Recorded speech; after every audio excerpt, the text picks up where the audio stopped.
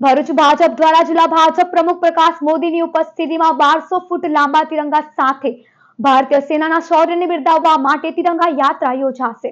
જમ્મુ કાશ્મીરના પહેલગામમાં થયેલા આતંકી હુમલાની જવાબી કાર્યવાહીમાં ભારતીય સેનાએ પાકિસ્તાનને જડબાતોડ જવાબ આપ્યો હતો।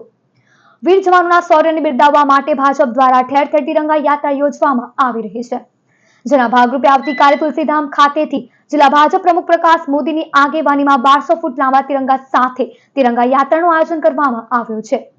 જે તિરંગા યાત્રામાં જોડાવા જિલ્લા ભાજપ પ્રમુખ પ્રકાશ મોદીએ દેશભક્તોને અપીલ કરી છે।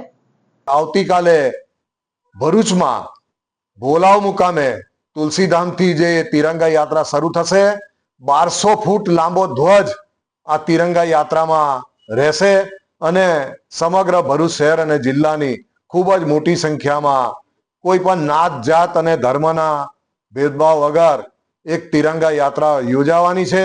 આવો આપણે સૌ આ તિરંગા યાત્રામાં ભાગ લઈએ અને તિરંગા યાત્રાને યશસ્વી બનાવીએ।